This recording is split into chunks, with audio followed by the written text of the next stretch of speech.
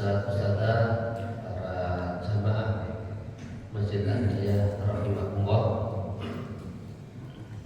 Bersyukur sekali di pagi hari ini kita semuanya bisa hadir di majelis ilmu yang insya Allah penuh dengan keberkahan. Mari kita senantiasa bersyukur karena kita semuanya dalam kondisi sehat walafiat, dengan kesehatan yang Allah berikan, anugerahkan, kita bisa menghadiri majelis ilmu atau taman surga. Ya, karena pernah ditanya, Rasulullah bertanya kepada sahabat tentang, maukah kamu beritahu taman-taman surga itu? Apa taman-taman surga itu ya Allah? Ya Rasulullah, yaitu adalah majelis-majelis ilmu. Tempatnya membicarakan tentang ilmu yang bisa meningkatkan kualitas keimanan dan ketakwaan kita kepada Allah Subhanahu wa Ta'ala. Dan insya Allah kita bersyukur ngaji syukur di Masjid Al-Hidayah ini sudah yang episode ke-33 dan bisanya berjalan sekian kali atau setiap bulan bisa dilaksanakan 2 kali, yaitu pekan pertama dan pekan ketiga. Itu karena semuanya adalah atas upaya dari para jemaah yang mensupport, yang mendukung dan memberikan sedekah infaknya untuk berlangsungnya ngaji subuh ini. Di antaranya bisa memberikan para jamaah untuk sarapan, ya, untuk ngopi, ya, alhamdulillah. Semoga sedekah infak Bapak Ibu sekalian dibalas oleh Allah yang jauh lebih baik dan diberikan keluarga yang sakinah, mawaddah warahmah, rezekinya lancar, berkah, dan menjadi bukti nanti di yaumul akhir bahwa amal sedekah ini yang akan menjadi pahala di sisi Allah Subhanahu wa Ta'ala. Selanjutnya adalah saya sampaikan pada pagi hari ini bahwa ini adalah di antara adalah hajat dari Bapak Sucipto yang beliau ingin minta doa dari para panjenengan semua agar keluarganya menjadi lebih baik, usahanya lancar, dan juga minta doa untuk leluhur beliau, yaitu ada yang telah meninggal, ada Pak Di Ponadi, ada Pak Di Laban, ada Bapak Rabi, Bapak Muhammad Rifai, Paman Soman, ada Mbok Martini, ada Mbok Sumirah, ada Ibu Sutrisna, ada Ibu Lasmi, dan Ibu Kamulah. Semoga almarhum ini juga diampuni oleh Allah, diterima segala amal baiknya. Kita berdoa kepada Allah dan juga kita berdoa untuk diri kita, semoga kita juga mendapat ampunan Allah, mendapatkan hidayah dan istiqomah menjalani ketaatan ibadah kepada Allah Subhanahu wa Ta'ala. Mari kita baca Al-Fatihah. Al-Fatihah.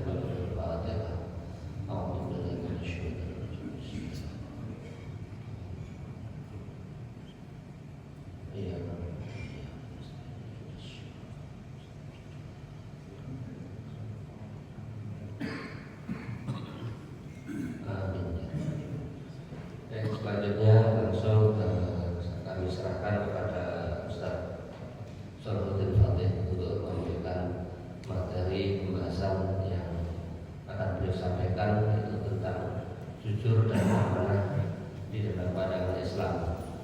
Tidak semua jujur, tidak semua amanah itu bisa diterima oleh Allah, mungkin begitu.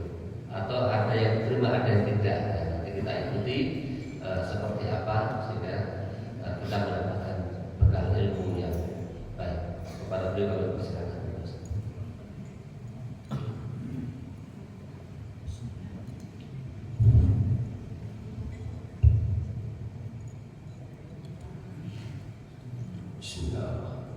Assalamualaikum warahmatullahi wabarakatuh. Alhamdulillahirabbil alamin. Alhamdulillahil karim al-mannanil qawli wal ihsani wal fadl. Alhamdulillahilladzi atana Allahu lil imani wa faddala dinana ala sa'iril adyani wa manna 'alaina bi irsali ilaina alaihi wa afdalul ladaihi khalilahu wa habibahu wa 'abdahu wa rasulahu Muhammadan sallallahu alaihi wasallam.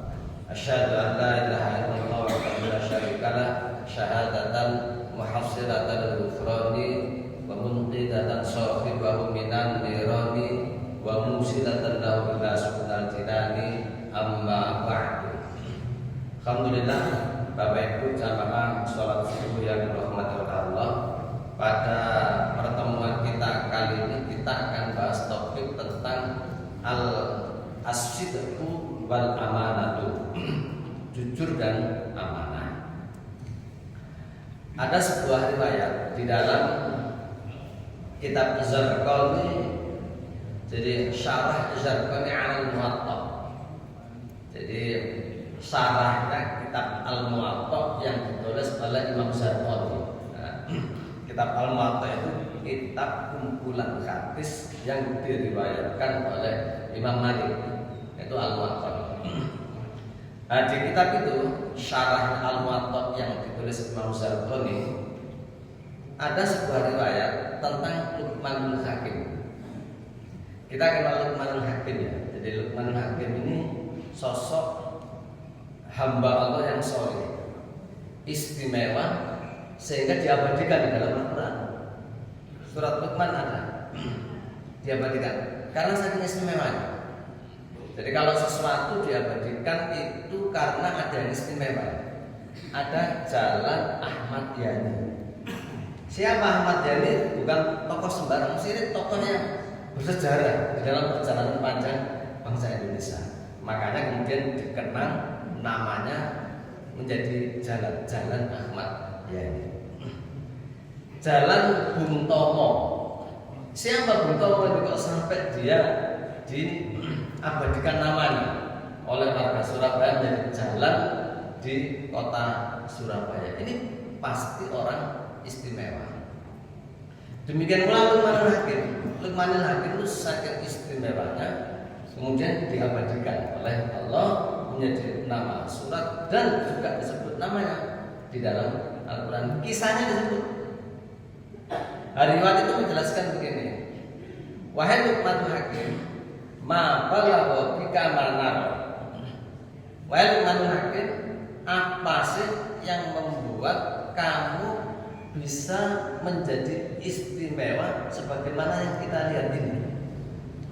Di dalam syarahnya, syarah besar Qadhi. Apa sih amal kamu itu sehingga kamu itu menjadi mulia di sisi Allah ini? Waqala, kemudian Luqmanul Hakim menjawab. Satu, sidqul hadis, jujur di dalam ucapan. Yang kedua, ada'ul amanati, menjalankan amanah. Yang ketiga, tarku ma la ya'nihi, meninggalkan perkara yang tidak penting.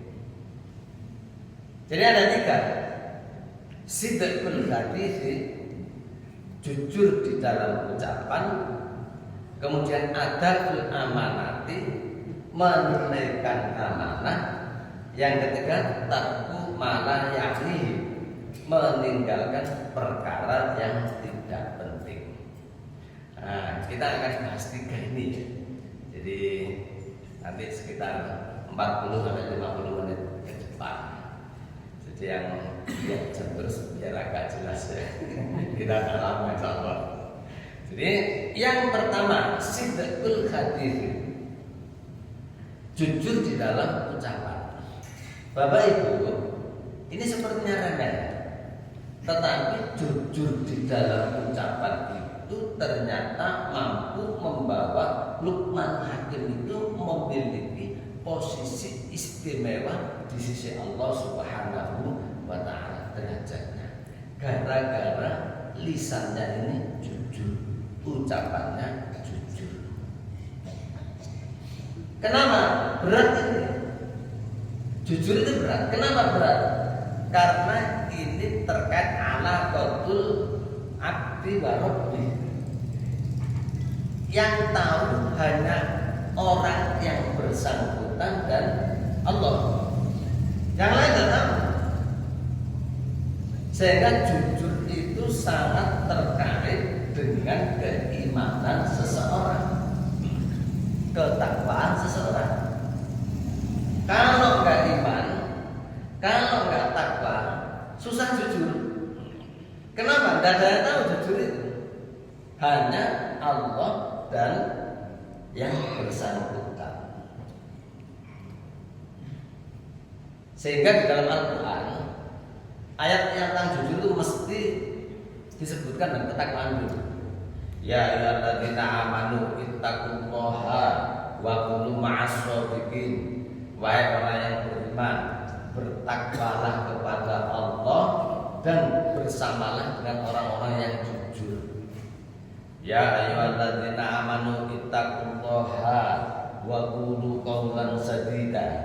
Bertakwalah kepada Allah dan berkatalah dengan perkataan yang benar.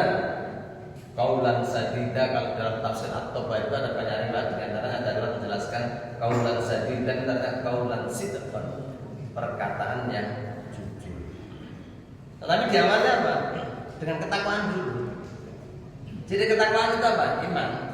Alladzina yu'minuna bil ghaibi wa yuqimuna shalah. Iman kepada yang gaib. Yang gaib itu apa? Kullu ma ghaiban, sesuatu yang kita tidak lihat. Iman dengan Allah, bahwa Allah Maha melihat, Allah Maha tahu apa yang kita omongkan. Yang kita sampaikan atau yang kita simpan dalam hati Allah tahu. Yang dohir atau yang batin Allah tahu. Jadi yang sirri ataupun yang alani Allah tahu. Kalau nggak iman nggak bisa jujur orang itu. Nggak bisa jujur. Jadi Allah mengatakan kepada kita ya'lamu ma baina ya'lamu ma fis samawati wal ardi. Dan Allah itu Maha tahu apa yang ada di langit dan apa yang ada di bumi. Wa ya'lamu ma tusirruna wa ma tu'linun. Allah itu Maha tahu apa yang kamu rahasiakan dan apa yang kamu umumkan. Wallahu alimun bidzatis sudur. Allah itu Maha tahu dengan apa yang ada di dalam dada kalian. Dikabarkan dalam Al-Quran, kalau tidak iman tidak bisa ini jujur. Kita masih ingat kisahnya seorang penggembala kambing yang ketemu Umar bin Khattab radhiyallahu anhu. Si penggembala kambingnya ada kambing banyak, tanya oleh Umar bin Khattab, wahai si penggembala kambing, kambingmu kok banyak? Dia bilang, ini bukan kambing saya. Ini adalah kambing majikan saya. Saya hanya pekerja yang ditugaskan untuk menggembala kambing ini. Kemudian si Umar bilang, wahai si penggembala kambing, kenapa tidak kamu ambil sepasang aja laki dan perempuan kemudian kamu kembang biakkan sehingga bisa menjadi banyak? Apa dia bilang? Saya tidak berani. Bukan tidak ada majikanmu, saya tidak berani. Kenapa? Kata Allah yang ngawasi dia. Jadi si penggembala kambing tidak berani melakukan curang. Kenapa? Karena dia yakin bahwa Allah mengetahui apa yang dia lakukan. Makanya dalam kitab Syarh Zarqani disebutkan bahwa as-sidqu fil hadits, jujur dalam ucapan tidak bisa. Itu adalah nanti jatuh takwa disebutkan. Dia adalah hasil dari sebuah ketakwaan atau keimanan. Kalau tidak yakin tidak bisa, tidak bisa. Di dalam surat Al-Mulk kan ada ya, wasirru qaulakum wa jahadu bih innahu alimun bidzats sudur. Jadi, wahai orang musyrik, kamu rahasiakan ucapan kamu atau kamu simpan di dalam hati kamu, ketahuilah innahu alimun bidzats sudur. Allah itu Maha tahu dengan apa yang ada dalam hati kalian. Jadi ayat itu kan ceritanya orang-orang musyrik ini mencela Nabi, menjelek-jelekan Nabi, kumpul dengan temannya. Nah, setelah mencela Nabi, menjelek-jelekan Nabi, dan turun ayat kepada Nabi bahwa mereka orang musyrik itu menjelek-jelekan Nabi, mencemooh Nabi, menghina Nabi. Mereka kaget, loh kok tahu orang namanya Muhammad? Karena ada wahyu turun kepada dia. Kemudian mereka bilang kepada temannya orang-orang musyrik ini, kalau kita ngomong tentang Nabi, tentang orang namanya Muhammad, jangan keras-keras, kita pelan-pelan aja. Kenapa? Nanti Tuhan yang Muhammad itu mendengar kita, sehingga dia akan beritahu lagi. Ini orang musyrik, dan turun ayat ini, wasirru qaulakum aw jaharu bi innahu alimun bidzats sudur. Ya orang musyrik, kamu itu wasirru qaulakum, kamu rahasiakan ucapan kalian. Ya wasirru aw jaharu, atau kamu tampakkan ucapan kalian. Ketahui bahwa innahu alimun bidzats sudur. Doa Allah belum Maha tahu dengan ucapan kalian, bahwa bahkan apa yang ada di dalam dada kalian itu Allah tahu. Jadi dia tidak ngerti, wajar, dia musyrik kan percaya, sehingga dia bilang, kita ngomong pelan-pelan aja, nanti terdengar Tuhannya Muhammad. Kalau orang sekarang, ini antara kamu sama saya, biar yang lain tak tahu. Sama kata Allah. Jadi tidak terlalu tahu. Ma yalfidu min qaulin illa ladaihi raqibun atidun. Tidak ada satupun ucapan kecuali ada malaikat raqib dan atid yang mendampingi kita untuk mencatat ucapan kita. Tidak ada satupun itu. Ucapan kita itu satupun ma yalfidu min qaulin, jadi illa ladaihi raqibun atidun. Tidak ada ucapan yang dilontarkan kecuali pasti ada malaikat raqib dan atid yang terus mencatat ucapan seseorang. Oleh karena itu Bapak Ibu, di dalam Islam itu tidak boleh asal bunyi. Asal, kalau Surabaya itu jeplak. Tidak boleh. Ucapan kita itu sekecil apapun itu dicatat oleh malaikat raqib dan malaikat atid.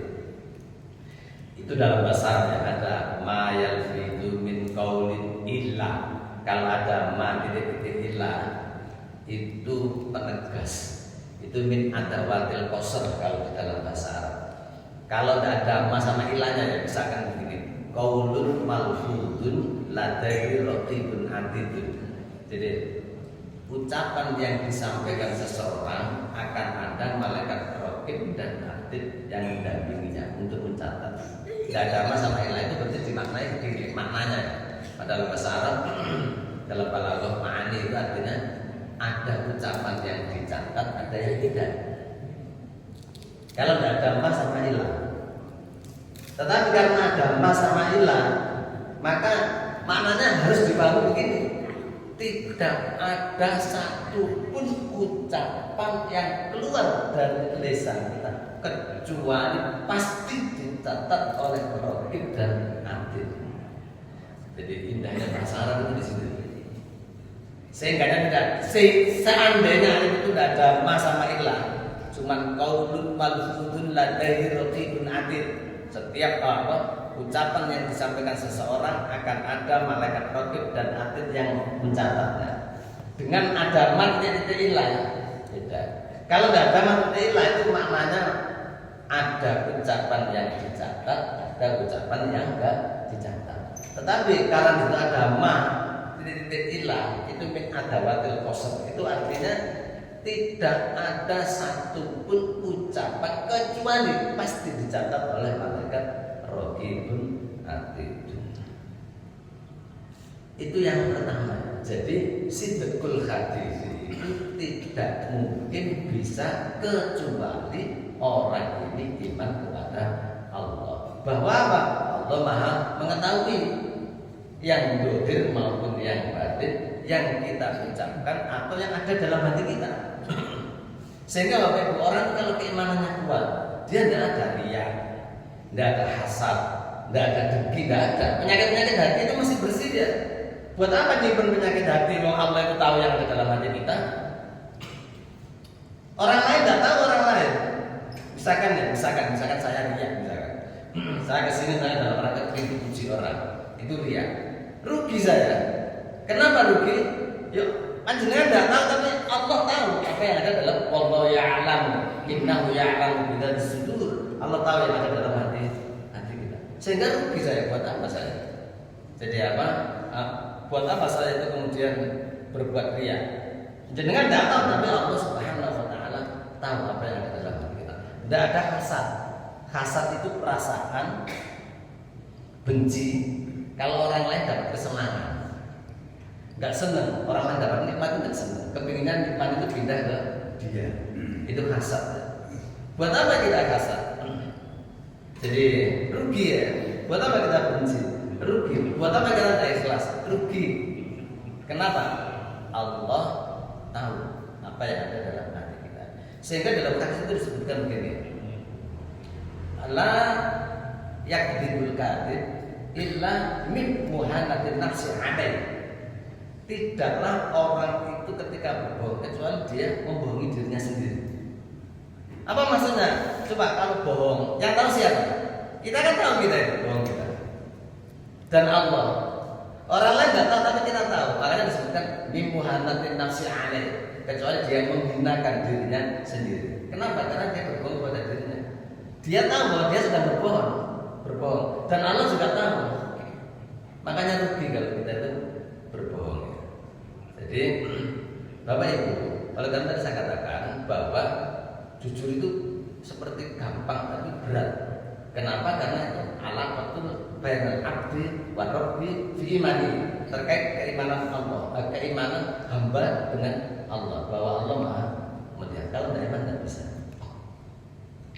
Mengatakan Nabi Nyara, maka yu'minu billahi wal yawmil akhir falyaqul khairan aw liyasmut. Kalau kamu iman pada Allah, bahwa Allah mengetahui semuanya, kamu iman hari akhir, ada adab, ada bala, ada siksa, maka ngomong yang baik. Kalau iman, kalau tidak iman tidak bisa. Jadi ngomongnya itu kalau dalam bahasa Arab itu namanya syarat mastur. Artinya yang disyaratkan itu ngomong baik. Ngomong baik tidak akan bisa kecuali orang itu iman kepada Allah dan hari akhir. Iman bahwa Allah Maha melihat dan percaya dengan hari akhir. Ada surga, ada pahala. Jadi ada adab, ada siksa, ada surga dan neraka. Di dalam sebuah riwayat yang sangat panjang, Nabi itu pernah melihat penduduk neraka. Kondisinya penduduk neraka ini mulutnya yang sini dikasih kain seperti anjing, ditarik ke belakang, sobek sampai ke belakang. Setelah kanannya sobek, kemudian yang kiri dikasih kain seperti kain pancing, ditarik ke sini sobek ke belakang. Kemudian bibir atas ini, bawahnya hidung ini ditarik sama kain pancing itu terus sampai sobek ke belakang ke atas ini. Nabi tanya, wahai malaikat, siapa dia kok azabnya sampai seperti itu? Kata malaikat, ketahuilah dialah yang dulu di dunia itu terbiasa dengan berkata dusta. Na'udzubillahi min dzalik. Kita berdoa kepada Allah. Itu azabnya orang yang biasa berbohong. Azab Nabi kaget. Siapa itu malaikat? Itu ada orang yang dulu ketika di dunia dia biasa berbohong. Bapak Ibu, kalau orang tidak percaya dengan kabar Nabi ini, orang tidak percaya dengan kabar dari Quran bahwa Allah Maha mengetahui, mungkin nggak jujur, nggak bisa ya. Makanya Nabi menjelaskan maka yu'minu billahi wal yawmil akhir falyaqul khairan aw liyasmut. Barang siapa yang dia beriman kepada Allah, bahwa Allah Maha melihat dan hari akhir ada surga, ada neraka, ada pahala, ada siksa, maka baru berkatalah yang jujur. Itu kalau dalam bahasa syarat masuk ada syarat, ada yang disyaratkan. Apa yang disyaratkan? Jujur. Jujur itu tidak bisa. Syaratnya apa? Harus iman kepada Allah, bahwa Allah Maha melihat, Allah Maha tahu yang ada dalam hati kita, percaya bahwa nanti ada siksa seperti itu bagi orang berdusta, baru bisa ngomong jujur. Tadi saya katakan bahwa ini berat, kenapa? Terkait dengan keimanan seseorang. Itu yang pertama, terkait dengan jujur. Bahwa jujur itu nanti jatuh takwa. Jadi, jujur itu buah ketakwaan atau buah keimanan. Tanpa ketakwaan, tanpa keimanan, orang tidak akan bisa jujur. Yang pertama. Kemudian yang kedua,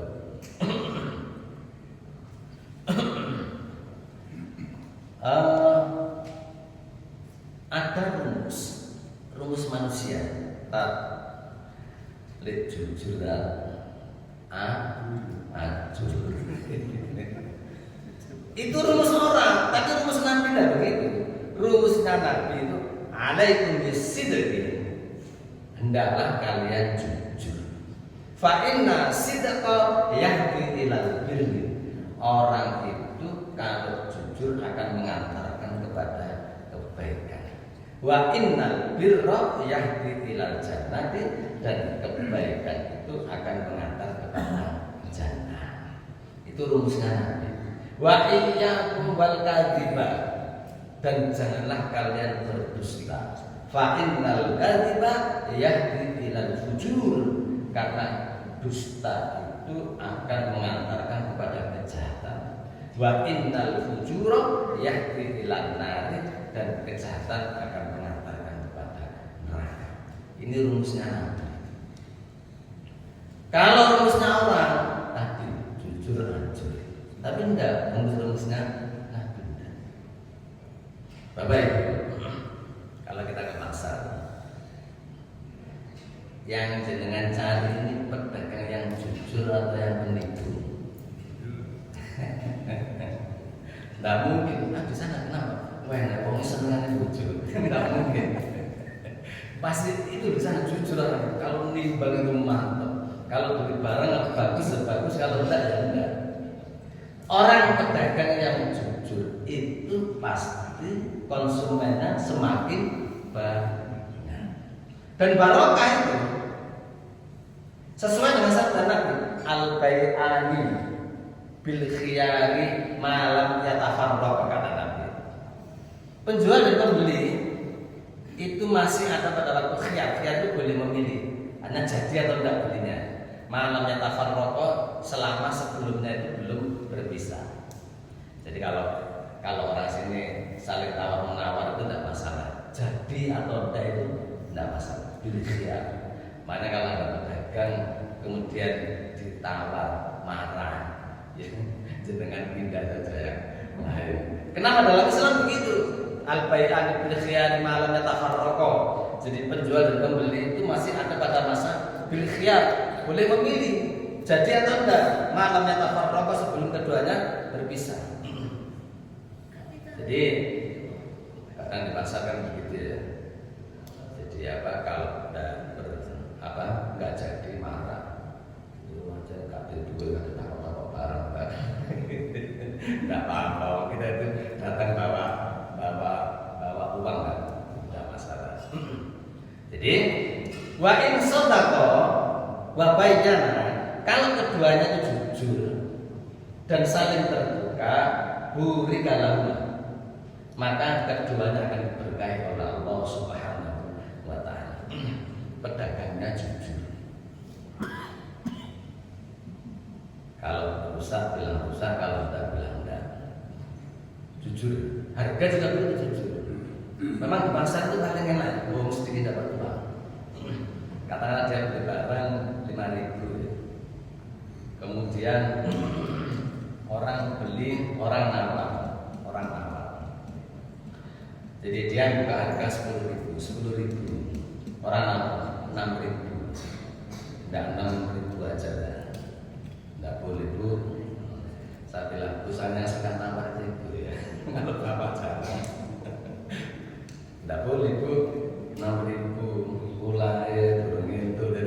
Padahal dia sudah dapat 1.000 itu. Ya cuman badinya, jadi untungnya kurang banyak. Tidak usah tambah itu. Ulangnya ini tubuh memeru, jadi mosok 8.000 lah. Padahal dia beli 5.000. Bohong sedikit tidak dapat uang. Bohong tidak dapat uang. Kapan waktu di Surabaya kurang ya? Waktu saya di SCTV. 2 minggu kemarin kan rame tentang anggur apa sen apa musket anggur yang hijau-hijau itu yang manis sekali karena disinyalir itu ada residu pestisida, ada sisa pestisida. Jadi yang ada di yang itu bisa membahayakan. Rame anggur hijau. Jadi kan disinyalir ada itu. Kemudian saya lihat di TV juga itu ada acara penelusuran apa ayam geprek murah, pembelinya ramai. Akhirnya CCTV ini semacam selidik ya, dia ngirim timnya untuk mengikuti kira-kira orang ini apa sih resepnya, kok dia itu sangat murah sehingga pembelinya ramai. Hanya diurus dengan pakai kamera tersembunyi. Nah, pakai kamera, dibawa kamera dia mengikuti si penjualnya itu. Setelah selesai, dia ingin tahu sarjana tulang 6 di sini kok murah sekali. Diikuti ternyata benar si penjual geprek ini datang ke peternakan ayam. Jadi dia tidak beli di pasar ayam, tapi ke peternakan ayam. Oh mungkin sih di peternakan, makanya dia murah. Jadi tidak ke pasar. Nah, setelah di peternakan diikuti terus. Ternyata beli ayam. Dia keliling ke kandang peternakan. Cari apa? Ayam yang mati itu. Yang ada di bawah kandang itu diambil dan untuk bahannya ayam geprek. Itu rame di SCTV. Kalau nggak salah 2 bulan lalu, 2-3 bulan yang lalu. Jadi ternyata dia dapat dari sana. Jadi dia tidak ada modal. Dia cuma ayam yang sudah mati di peternakan. Jadi tiap hari dia ke sana untuk mencari ayam yang mati. Kemudian cabenya juga. Dia tidak beli cabai. Jadi dia cari cabai yang sudah busuk-busuk, yang sudah sisa itu dia. Praktis semuanya tidak pakai bahan. Sehingga dia menjual dengan murah itu dia dapat apa keuntungan besar sesuai dengan prinsip ekonomi yang gak Islami. Modal sekecil-kecilnya untung sebesar-besarnya. Saya bilang ini tidak Islami. Kenapa? Karena kalau dalam Islam ada halal haram di sana. Tapi kalau orang barat tidak ada. Yang penting pokoknya modal harus ditekan seminimal mungkin. Dan ini kan modalnya sampai 0, tapi keuntungannya banyak. Nah ini orang melihat, orang itu dia keuntungannya banyak. Tapi Bapak Ibu, ini pasti tidak berkah. Pasti itu. Allah pasti akan memaksa dia untuk dikeluarkan hartanya. Entah misalkan dia pulang dari pasar, habis ambil ayam yang mati tadi itu, kemudian sudah dapat untung banyak, pulang ternyata rantai sepedanya putus, keluar 250 untuk satu rantai. Pasti akan dipaksa oleh Allah untuk mengeluarkan harta yang tidak halal. Dapatnya cepat iya, tapi hilangnya juga cepat. Itu tidak barokah. Kalau barokah itu kan al barokah itu ziyadatul khair, bertambahnya kebaikan. Tapi ini enggak. Dapat uang cepat tapi hilang juga cepat. Nah, penjual harus jujur. Demikian pula pembeli juga harus jujur.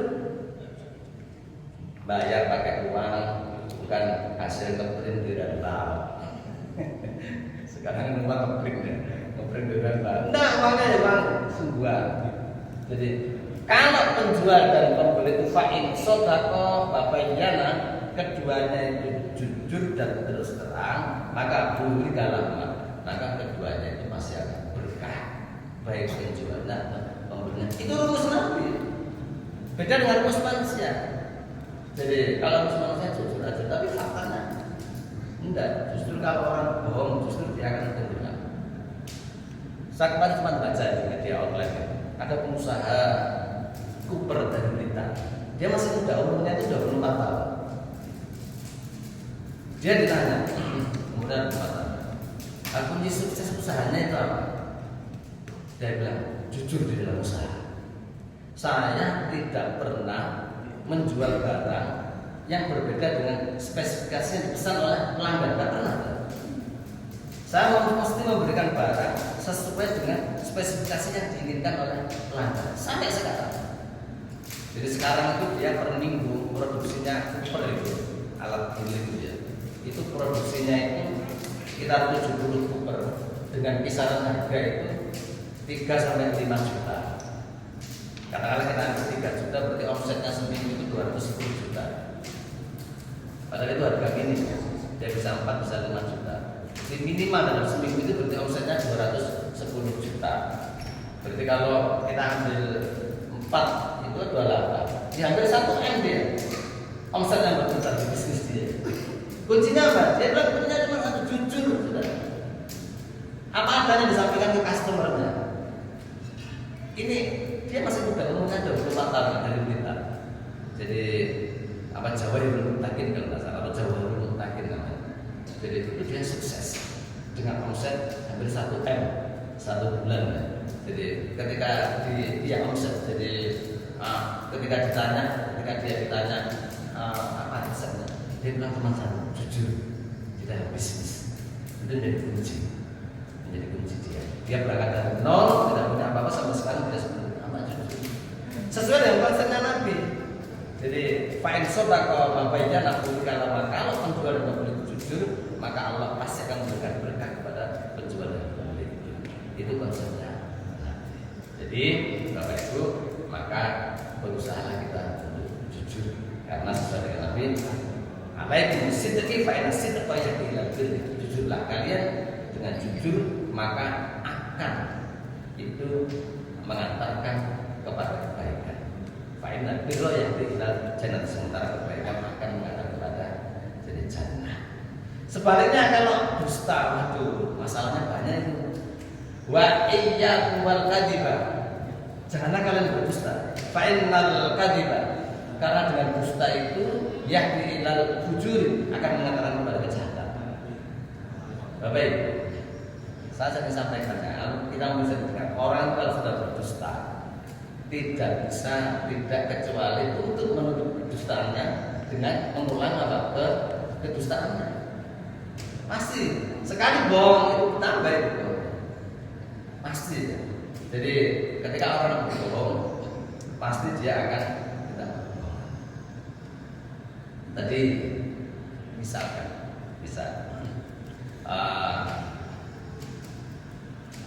dia ditanya teman, jangan pakai jaket. Saya kata apa? Pak Imam pakai jaket. Pak Imam jaketnya agak bagus, beli di mana? Bandung ya. Bagus ini. Kok bagus? Iya di mana? Di Bandung. Oh di Bandung. Padahal nggak ke Bandung. Nggak ditanya. Kapan dari Bandung? Kapan? Kemarin minggu. Sudah 2. Naik apa?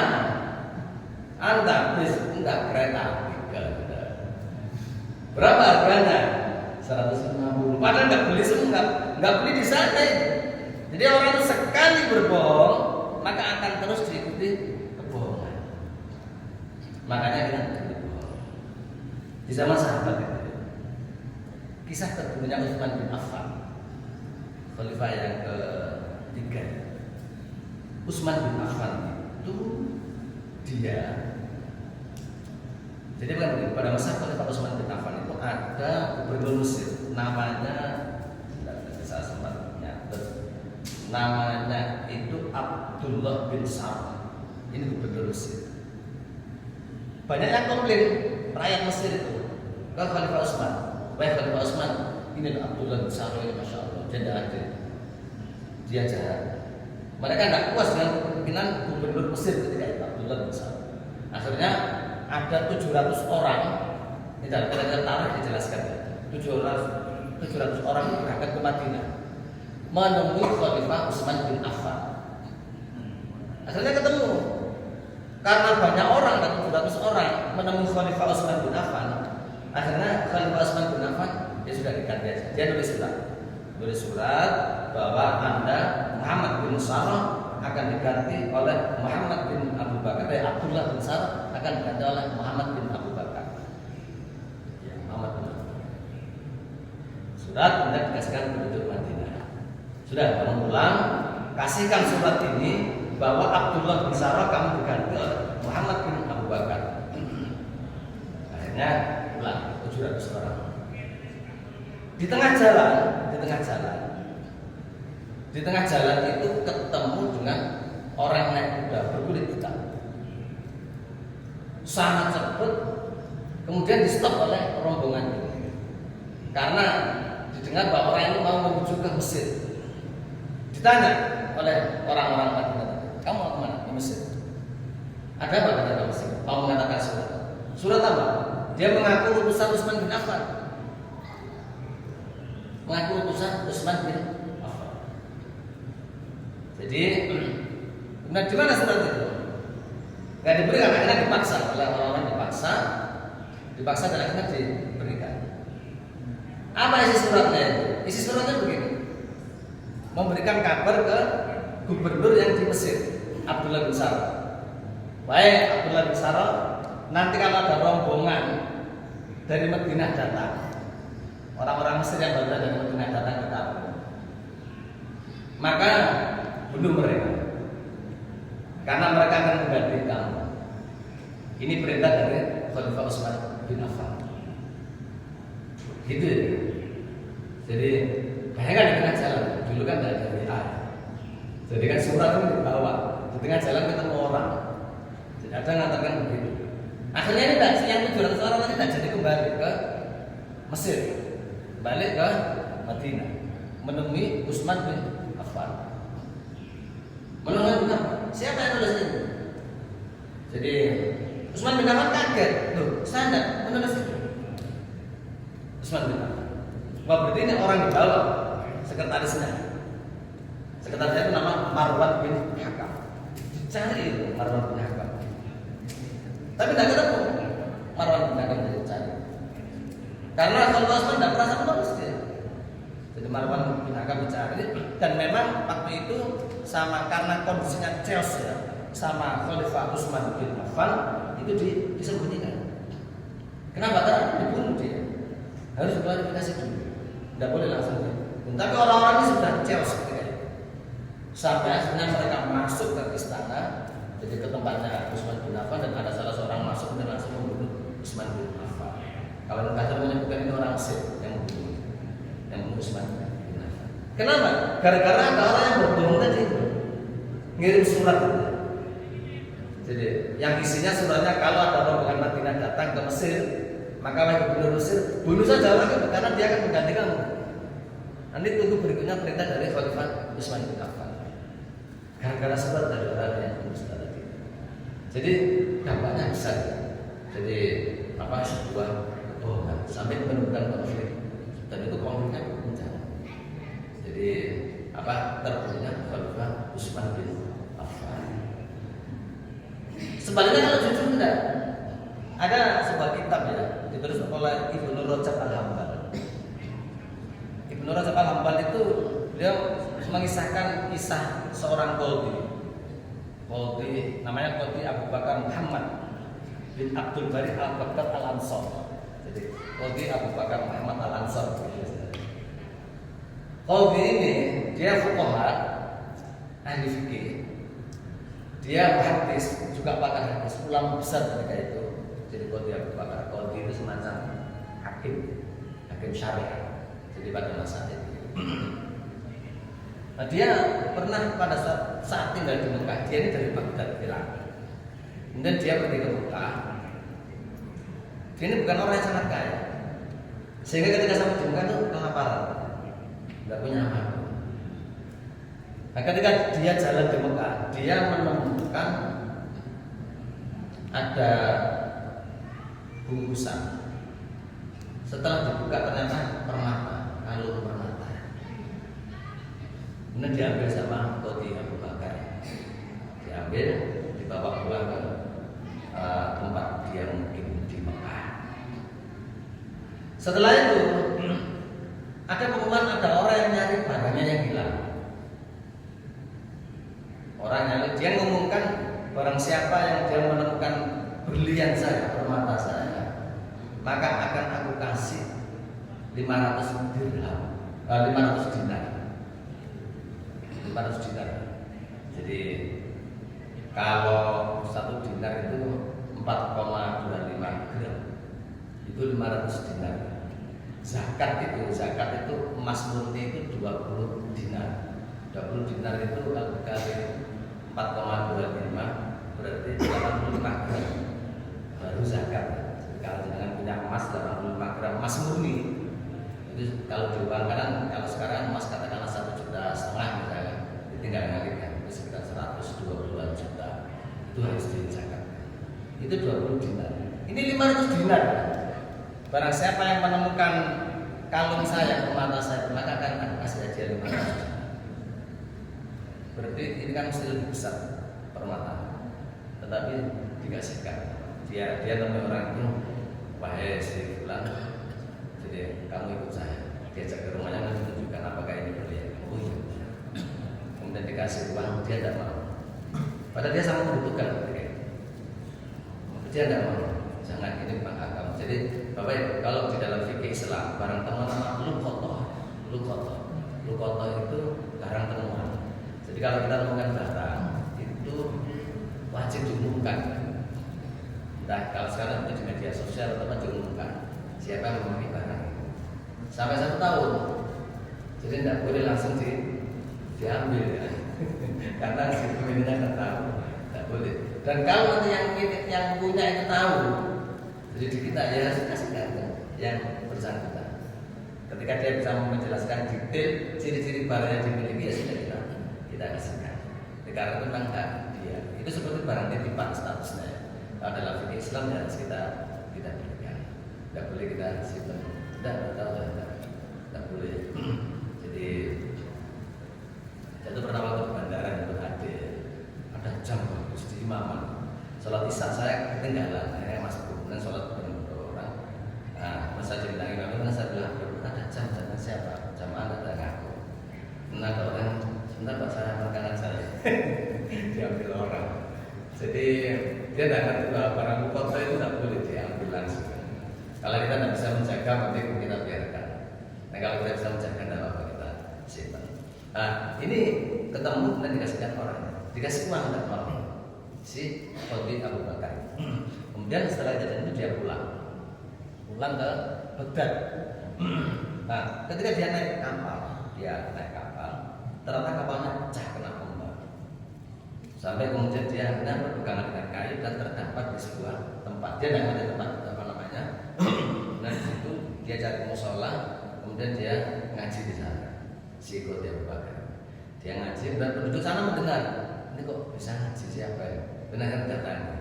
Apa engkau bisa mengajar kami? Iya saya bisa.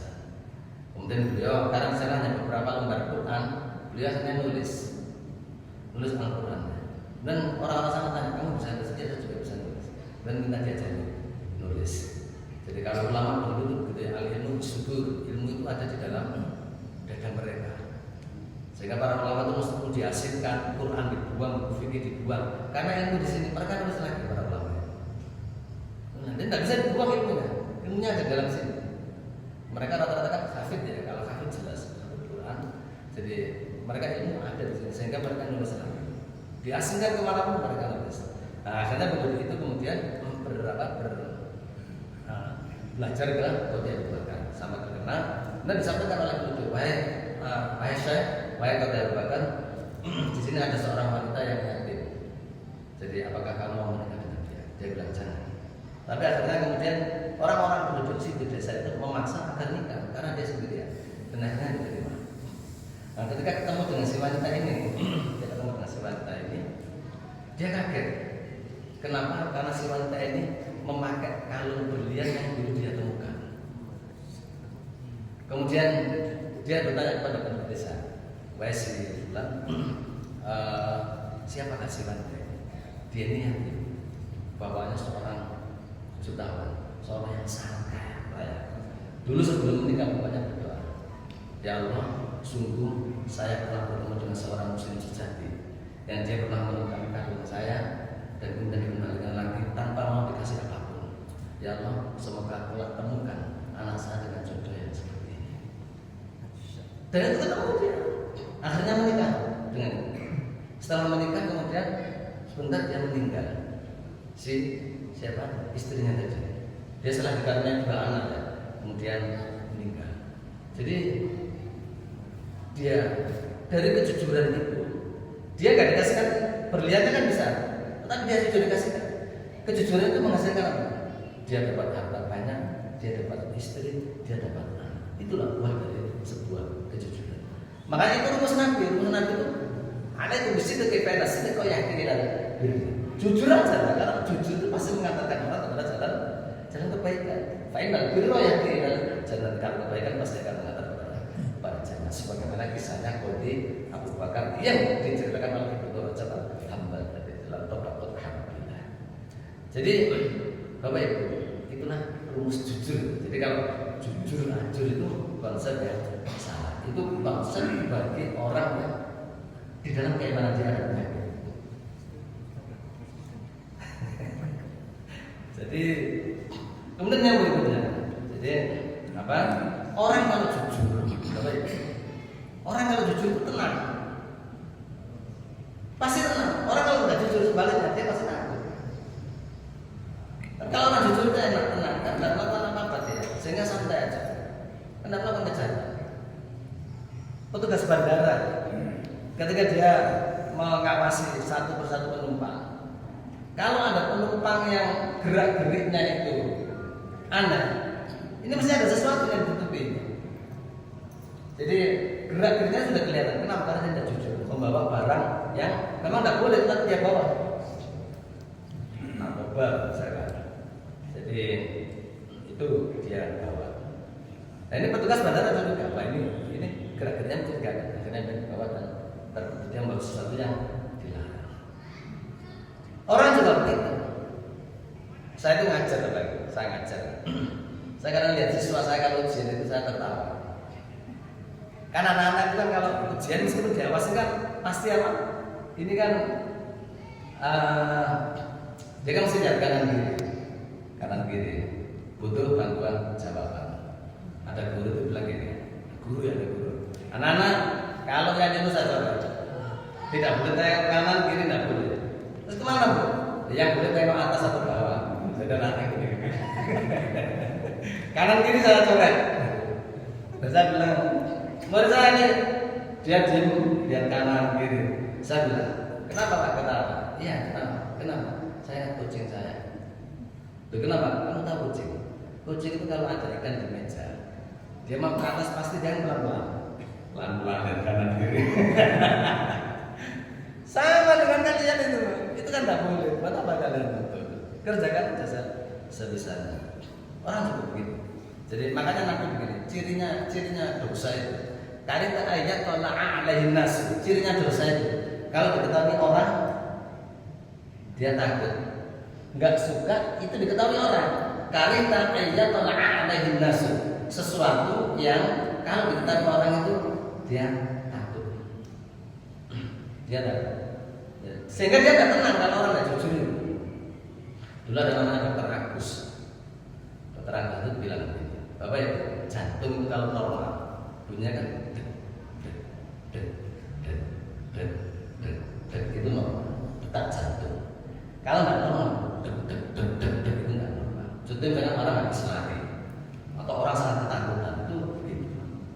Nah kalau ada orang jantungnya kemudian kemudian mulai itu jantung suami yang lagi selingkuh takut ketahuan istrinya.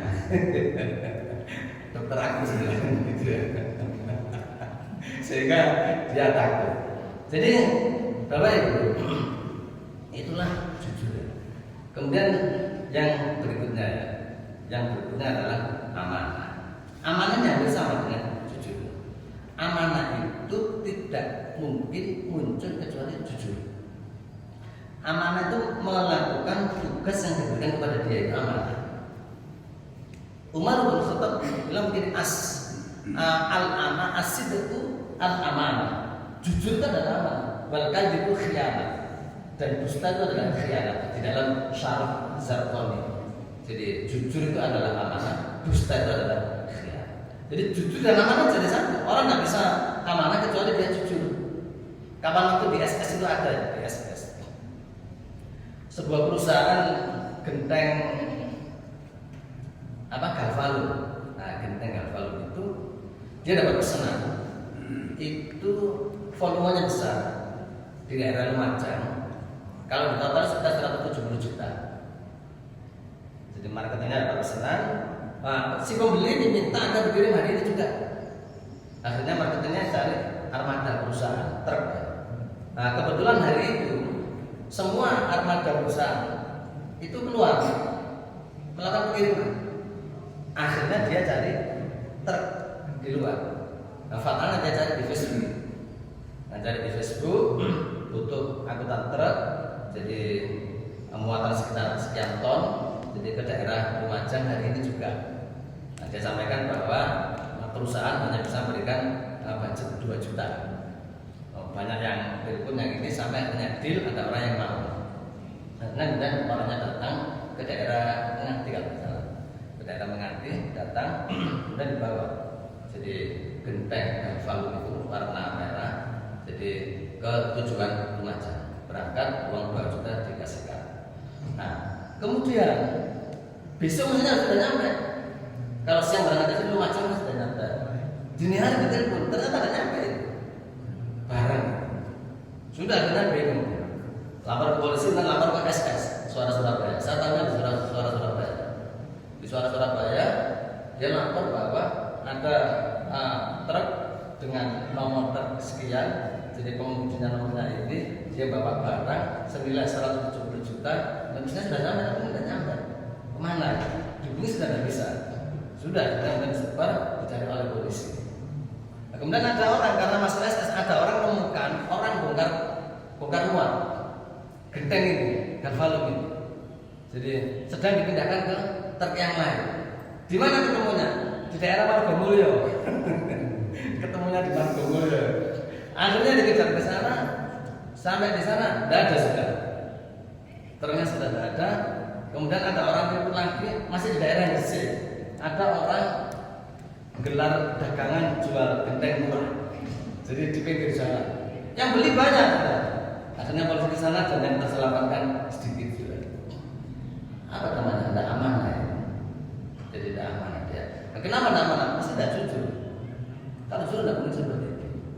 Jadi orang tidak bisa amanah kecuali dia jujur. Makanya kemudian Umar bin Khattab jelaskan as-sidqu amanatun. Jujur itu adalah amanah. Jadi orang tidak bisa amanah kecuali dengan jujur. Kemudian yang terakhir. Apa yang membuat umat hakim menjadi orang semua? Tarku malayani, meninggalkan perkara yang tidak penting. Apa perkara yang penting? Perkara yang penting itu maksudnya tidak haram, juga tidak sunnah. Kalau sunnah itu kan dikerjakan dapat pahala. Ini haram tapi juga tidak sunnah. Contoh apa? Dengan campur di depan rumah sama tetangga itu kan mubah. Ya boleh tapi jangan banyak-banyak.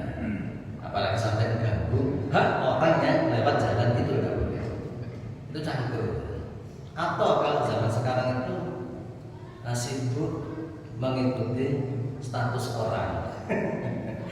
Ya itu boleh. Tetapi kalau itu sampai mengganggu kepribadian dia tidak boleh. Tidak boleh. Bisa. Lihat status temannya. Wah, ini satu keluarga dicet di mana ini? Nanti lagi di Trawas. Iya, sekeluarga sudah selesai. Sabtu depan buka lagi. Ini di mana? Ini di Bandung. Sabtu depan lagi dibuka lagi status temannya. Ini di mana? Di Bromo. Sekeluarga. Sudah dia tunjukkan ke suaminya, ya lo ya tonggo sebelah ya lo nang Trawas nang Bromo maksud kita nang Mama. Ini yang nggak boleh ya. Jadi itu yang nggak boleh. Apalagi sekarang itu Bapak Ibu sekarang ada istilah namanya microchatting. Microchatting itu selingkuh kecil-kecilan. Gimana? Jadi misal ngikuti status temannya, jadi diikuti. Kemudian dia dilihat fotonya, wah kok tambah ganteng misalnya, kok tambah ayu, kok tambah ganteng, tambah ayu. Kerja di mana? Mau kerja di ini, di perusahaan A. Oh iya. Awalnya begitu, tanya alamat penting. Kerjanya full dan seminggu, enggak, ya Senin sampai Jumat, Sabtu libur. Oh Sabtu libur, iya. Ketemuan yuk. Nah ini sudah mulai, sudah. Itu microchatting, itu enggak boleh. Jadi microchatting itu adalah tindakan kecil untuk menarik pasangan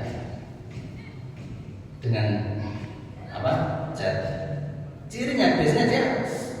Jadi begini Bapak Ibu, selingkuh itu tidak kemudian tahu-tahu terjadi selingkuh enggak. Orang misalkan tahu-tahu nikah enggak, orang tahu-tahu check-in enggak. Itu ada mukadimahnya, ada pengantarnya. Yang pengantarnya ini kalau diteruskan akan mengarah kepada perselingkuhan. Nah, microchatting ini pintu pembuka untuk masuk kepada perselingkuhan tadi. Awalnya hanya chat, kerja di mana, anaknya berapa, perkara tidak penting. Mana dalam Islam tidak boleh, tidak boleh. Jadi ke lain pasangan. Nah kalau saya tanya ke Ustaz Imam tidak masalah. Nah terangnya berapa tidak masalah. Tapi kalau ke lain pasangan tidak boleh. Tanya sekarang di mana, Sabtu mau kemana? Tidak penting, tidak penting.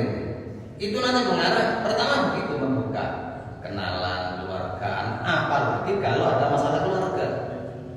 Suami saya begini, yang satu istri saya begini. Akhirnya diskusi dia. Ini tidak boleh. Tidak boleh dalam Islam. Itu namanya microchatting. Jadi mukadimah mengatakan kepada perselingkuhan. Sehingga dalam sana dibatasi. Dan misalnya ada namanya menjaga pandangan, menjaga interaksi. Kulil mu'minina yaghudduna min absarihim wa yahfazu furujahum, begitu. Menjaga pandangan kita, menjaga kemaluan kita, baik laki atau perempuan. Hati-hati. Di antaranya begitu. Jadi membuka pintu yang bisa mengantarkan masuk kepada perselingkuhan. Itu mukadimahnya yang terjadi. Berangkat dari apa? Tidak meninggalkan perkara yang penting. Makanya kata Nabi tarku malayani min husnil Islam mari tarku malayani.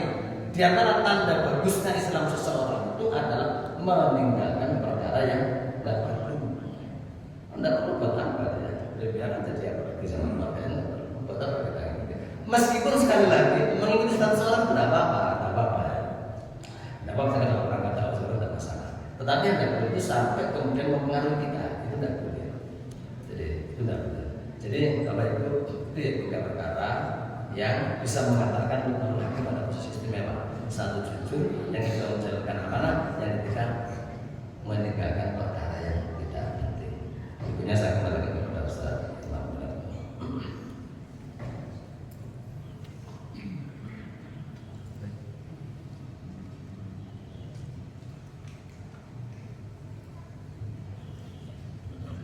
Baik Bapak Ibu, materi terkait dengan jujur dan benar sudah disampaikan panjang kali lebar ya, luas sekali. Mungkin ada Bapak Ibu ada yang mau bertanya atau dalam materi. Aku masih ada 15 menit. Ya. Oke, Bapak. Waalaikumsalam.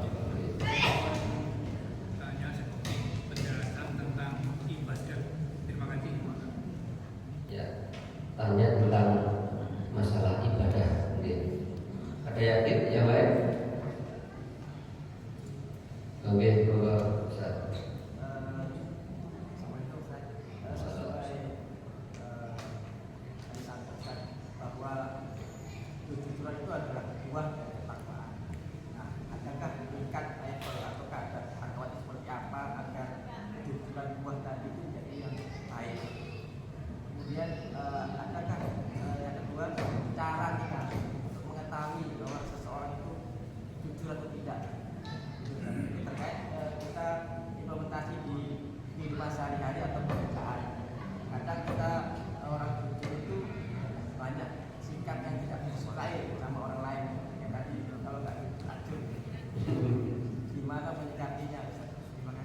Ya, sudah cukup ya dibahas dulu terkait dengan ibadah.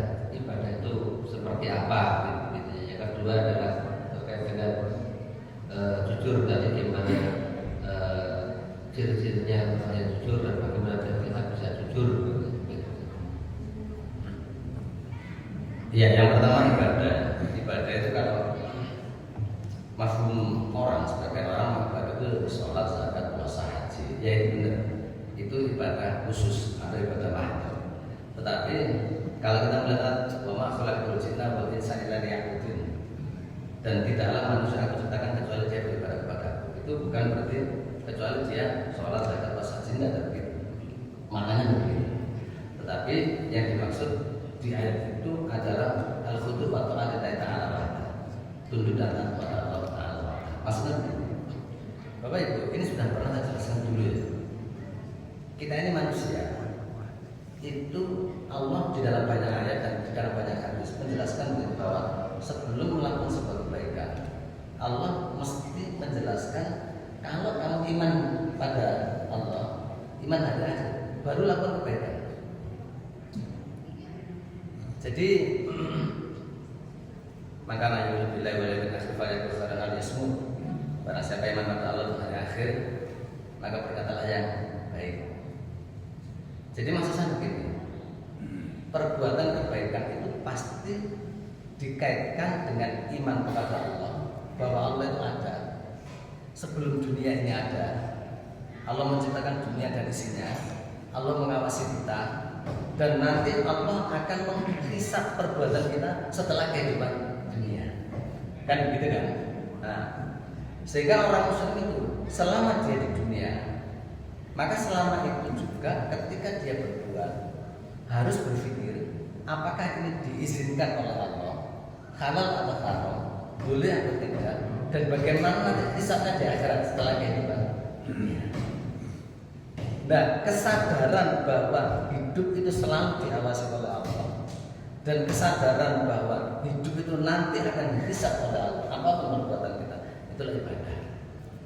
Sehingga masalah jinna wal insa illa liya'budun, tidak diciptakan kecuali ibadah. Ya, artinya di dalam hidup ini tugas kita menstandarkan bagaimana hidup ini berjalan sesuai dengan ketentuan Allah dan Rasulnya.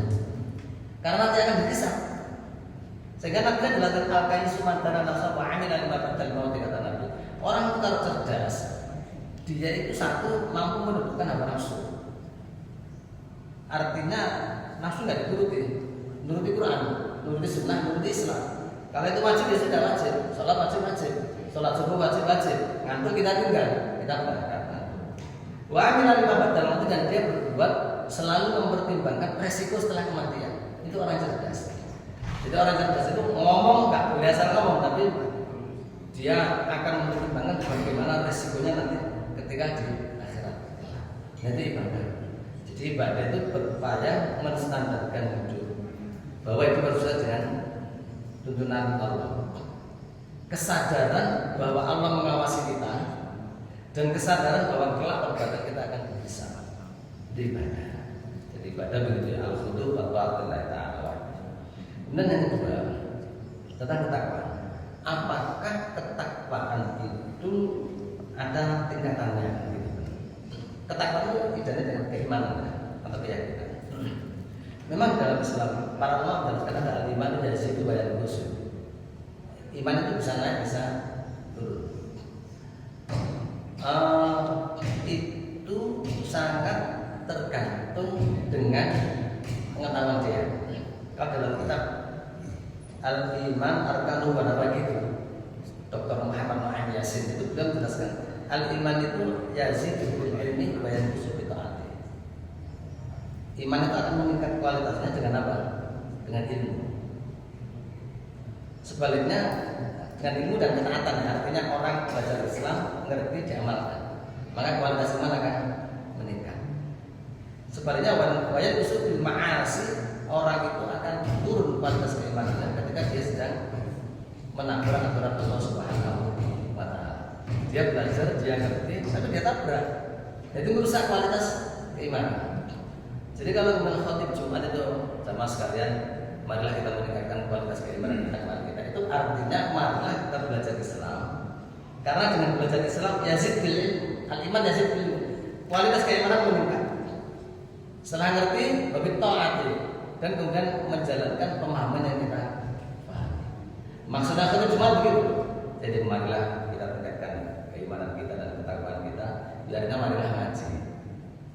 Karena dengan ngaji ketakwaan akan meningkat, menbuat taat karena mengamalkan ilmu yang kita pahami. Jadi karena dengan mengaji tentang Islam, mengamalkan Islam, maka kualitas keimanan meningkat. Memang para ulama bagi level-levelnya, cuman saya tidak sebegitu detail tentang itu. Yang paling penting bahwa bagaimana meningkatkan kualitas iman dan bagaimana menjaga iman ini tidak turun. Jadi dengan apa? Bil ilmi wa ta'ah. Dengan ngaji seperti ini. Ngaji ini meningkatkan kualitas keimanan kita. Tanpa ngaji tidak ngerti. Bagaimana orang bisa jujur kalau dia tidak ngerti bahwa jujur itu bagian dari output sebuah keimanan. Kalau tidak iman bahwa Allah mau melihat, mau mengawasi, ada rokib dan atid di samping kanan kiri kita, bagaimana orang percaya atau bagaimana orang bisa jujur ya? Kalau dia tidak ngerti kalau ada rokib dan atid, tidak ngerti kalau Allah itu tahu, termasuk yang ada di dada. Oh dia tidak pernah ngaji, tidak pernah ngaji. Jadi walhasil apakah ada levelnya? Iya ada, tapi detail tidak tahu. Cuman bagaimana untuk menjaga level itu? Bil ilmi wa ta'ah, dengan keimanan dan dengan ketaatan. Kemudian yang berikutnya, tadi apa Ustaz tadi? Oh ya jujur apa anda ya? Cara orang tahu jujur apa anda? Tadi saya sampaikan di awal bahwa jujur itu kaitannya alat betul abdi wa rabbi. Yang tahu hanya Allah dan Rabbnya. Tidak ada yang tahu. Kita tidak ada yang tahu. Memang secara biasanya orang yang tidak biasa jujur itu mesti apa ya? Gelagapan kalau dia lebih bohong. Tapi bagi orang yang dalam masyarakat ada kadzibun, ada kadzabun. Kalau kadzibun itu orang yang berdusta. Kalau kadzabun, saya nama al-kadzab itu kasratul kadzib. Orang yang banyak dusta, tukang bohong itu kadzabun. Nah, kalau kadzabun ini yang bohong, dia santai dia. Orang itu kalau sudah biasa bohong, dia bohong itu tidak kelihatan ya. Soalnya aja dia. Jadi koyok serius. Pada dia bohong. Itu karena saking seringnya bohong gitu. Saking seringnya bohong. Jadi maka kalau kita bagaimana? Kita nahnu bidohir aja ya. Allah jelaskan dalam kaidah Islam itu nahnu bidohir. Kita menghukumi orang yang dohirnya saja. Dohirnya baik kita hukumi baik. Dohirnya jelek kita hukumi jelek. Perkara nanti di belakang kita itu orang itu jahat, itu urusan dia sama Allah, bukan urusan sama kita. Urusan dia sama Allah. Jadi kita menghukumi orang itu dohirnya saja. Ada sahabat Nabi begini. Ketika perang, ada pasukan kafir itu yang curang. Dia itu membunuh pasukan Islam. Setelah membunuh dia sembunyi. Jadi tidak berani berhadapan. Akhirnya sahabat tahu orang itu curang, tidak berani perang. Dia membunuh pasukan kita ketika pasukan kita lengah, hanya dibunuh dari belakang. Akhirnya sama sahabat ini didatangi, diserang, dan ketika akan dipedang, dia bilang asyhadu alla ilaha illallah wa asyhadu anna. Dia mengikrarkan diri masuk Islam. Tapi tetap dibunuh sama sahabat ini. Kenapa? Karena itu dianggap sebagai dalih untuk menutupi agar dibunuh.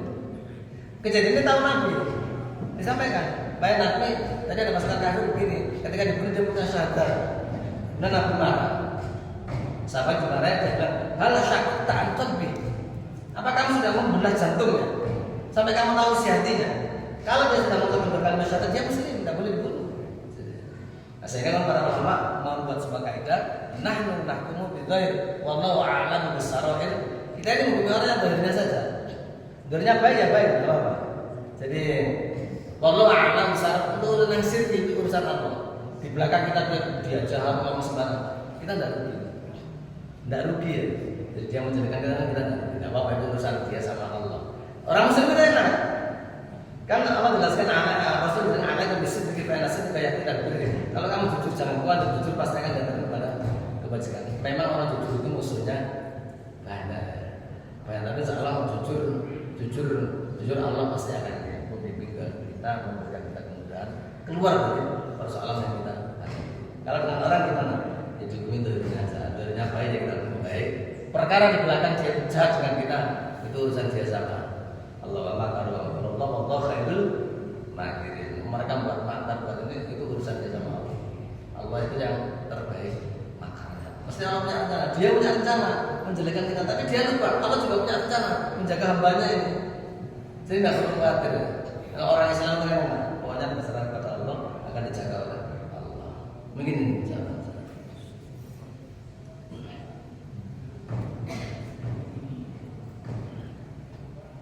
Alhamdulillah sudah setengah 6 ya, sudah cukup ya Bapak Ibu.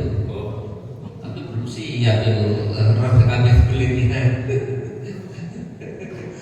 Baik, karena waktunya sudah 5.30, insya Allah di belakang sudah menanti disiapkan masakan istimewa oleh Pak Cep dan teman-teman kami bulet katanya itu. Tapi nggak tahu, kita jujur ya, kita jujur.